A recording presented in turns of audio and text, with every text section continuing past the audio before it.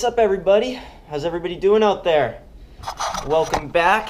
It's just me again, Andrew here, and got some interesting stuff for you to check out today. I'm here with my buddy Josh. We're gonna look at kind of like the what I would call the upper spectrum of what a project car can be, or how freaking nuts it can get. So this is Josh. You might remember him. Guys? He was in a video a while back. We Plastic dipped the truck. Yep, that was it. That was there a you fun go. time. So yeah, check it out, guys. So this is a 2008 Z06 Corvette that me and my dad have owned for about 5 years now, and it's one of those things that really just got freaking out of hand. It started out as just kind of a small project, and it just went bonkers. In the beginning, it was just like a heads cam, like stock motor, and then we were like, oh, let's put a blower on it. So we got like a magna charger, just a little, more basic bolt-on supercharger, and we were like, oh, well, it's an LS7, and the pistons aren't the best, so we should put forged pistons in, and we'll turn the motor up, and it'll be pretty fun. We'll make like 800 horsepower at the wheels or so, and well, it turned into this. As you can tell, there's no magna charger here. In fact, this isn't even a stock LS7. Nothing about this is even remotely stock. Just to give you guys a quick, I don't want to give you guys a whole rundown on everything about the car right now, because it gets really complicated. There's a lot of stuff that's gone into this thing, and that's not what we're here to talk about today. I'm gonna give you guys a little overview, but actually, maybe, I'm thinking eventually I want to make a video about sort of the whole story of this car, and why don't you guys let me know down below if you'd like to see something like that, if that would interest you. I'm willing to make it, so let me know. But so basically the gist of this thing is it's a ProCharger F1X, you can see right there, and it's a bored out ERL super deck block, so it's a 443 cubic inch. It's got Mass 305 heads, and GM Performance Parts single plane intake. It's got a Bell intercooler, just about the largest intercooler you can fit in one of these freaking things. As you can see, it's kind of apart right now. The headers are out of it. It's got Air H 2-inch headers, and the whole bottom end is forged, whatnot. Yeah, I mean, there's a lot more details, but I'll maybe get into that in another video. But what we are going to talk about today is sort of the do's and don'ts of a project car. I'm going to give you guys, thinking, we'll talk about some of the things that are good to do when you're planning to have a project car, and some of the things that don't really work out so well. And unfortunately, a lot of those things kind of play into the story of this car. Like I said, I'm not going to give you guys the whole story right now, but we'll get into the details that are important to that. So when we started building this car, as I kind of already said, there was no real plan. It just kind of came about. It snowballed, and it basically caused us to, to buy some things and do some things 2, maybe even 3 times over, which is nuts. You don't want to go there, guys. It's just overcomplicates things. And if I had to say the number one thing that you want to have when you're thinking about a project car, it's a plan. You want to have a really solid idea of what you're going to do and stick to it. Don't jump around, because as you can see, when you jump around and you don't stick to your plan, things get a little crazy, and it just causes a lot of headaches. You just don't want to go there. I mean, this car has been a constant state of build and modification for the last essentially 4 years. I mean, it's been running for 2, but there's just been all kinds of bumps along the road, shall we say. I mean, don't get me wrong, I'm not, we've done a really good job on this car. It hasn't necessarily just been mistakes of how we did things. It's just that we didn't really have a plan, so it's like, when you have a certain set of goals, you do things to meet those goals, but when you're constantly changing your goals, it's like trying to park in a moving parking lot. Things are constantly changing, and one thing that worked before now doesn't work, or now you have to change again, and it just gets out of control. So I mean that's kind of the next thing too, is like you want to have clear goals of what you plan to do with the car too, and we really haven't had with this. I mean, the thing's bonkers fast, and it's going to be, but it hasn't ever really had a purpose, so to say. I mean, we have talked about we want to do possibly some like mile stuff with it, that type of thing, but it's really kind of it's just been all over the place as far as what we're going to do with it. We talked about drag racing it, but that's a slippery slope into turning into a full race car. We might put a cage in it eventually. We'll see about that. But yeah, I mean, you really want to have a clear set of goals when you're starting to put a car together like this. It's really just going to make your life a lot simpler. Yeah, I mean, one thing in particular, frankly, probably the most important goal is how much power you want to make with it. Because I mean, when we started doing this build, the goal was like 800 at the wheels, something like that. And I mean, with the setup this is in right now, it has the potential to do about somewhere between 13 to 1500 at the wheels, which is, as you can tell, far along off from our original goal. It's just, I mean, we've just gone through a lot of unexpected twists and turns. This blower, this is the third supercharger, second F1X. I'm not going to get into that right now, but for those of you who know about F1Xs, it's a real freaking debacle. But yeah, it's just, when you have a clear set of goals of how much power you're trying to make, it's simpler, because now, I mean, this is the second engine that's in the car. This wasn't the original plan. It really gets out of control. I mean, another big change that we made about it too was engine management, which is actually, in my opinion, that's another thing I wanted to mention about project cars. That's a really underrated thing. A lot of people really skimp on your engine management. In this car, let me see if I can show you guys here. Maybe you can see it's really dark in there. You won't be able to see that.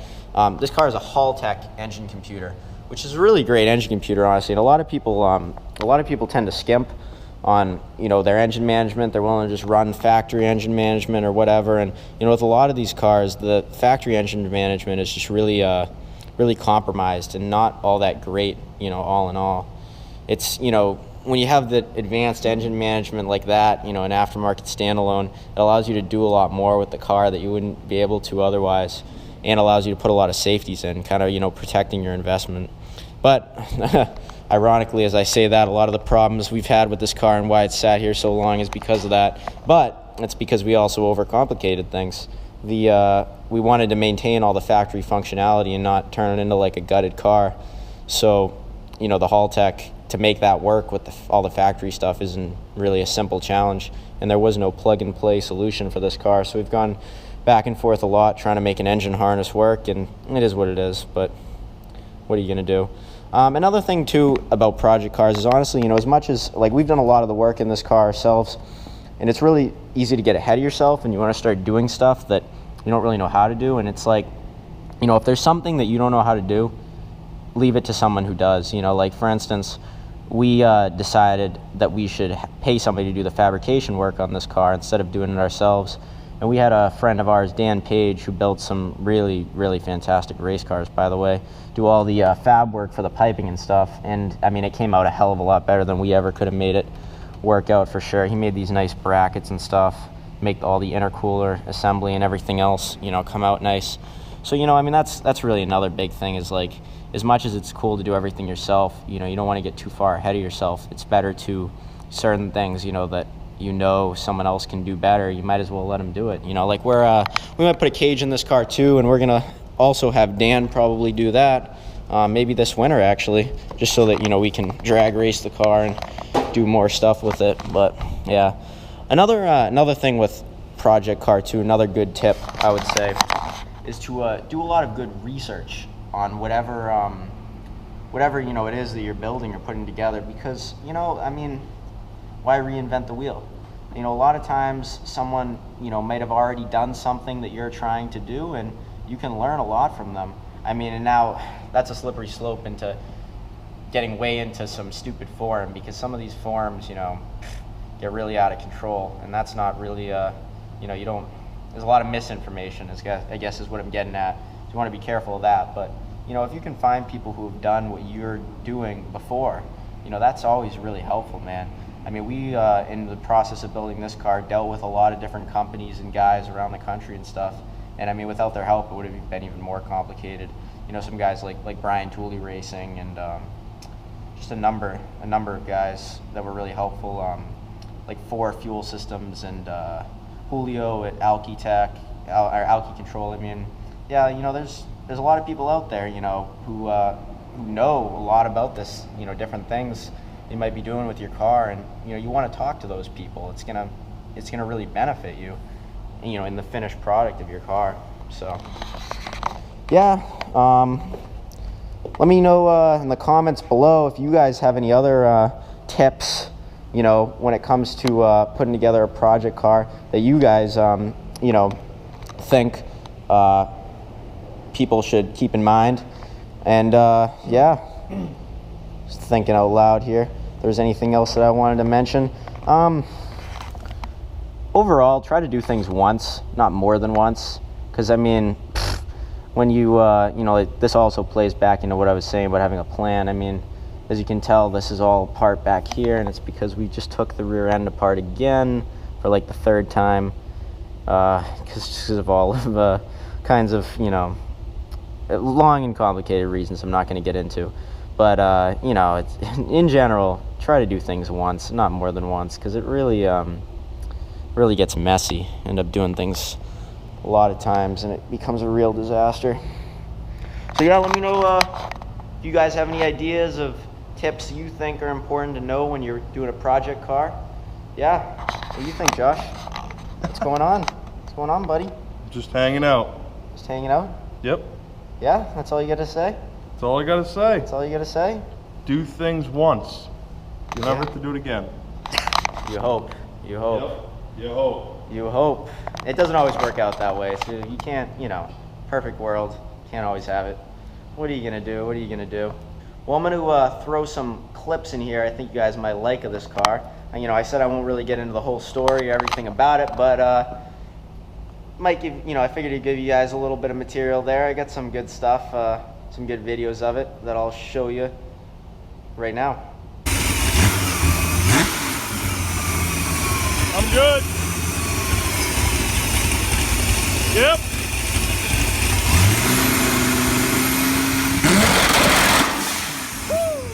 Shit. Holy shit.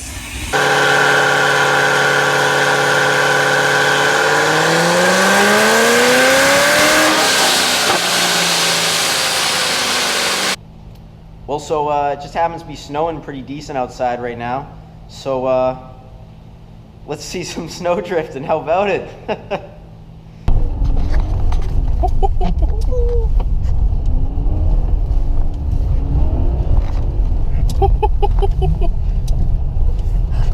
A little bit of snow drifting.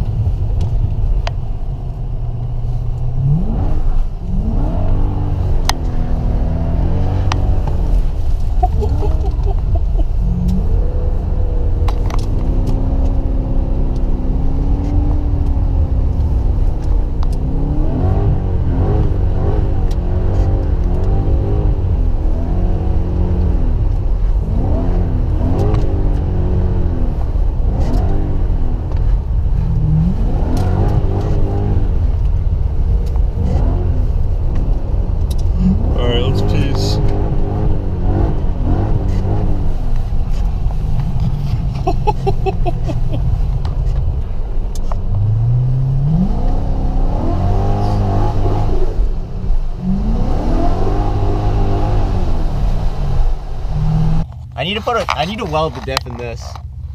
Pat welded his diff in his AE. Oh no. Yeah, he blew it up. He blew it up? Well, something happened. Wait, the motor or the diff? The diff. Oh man.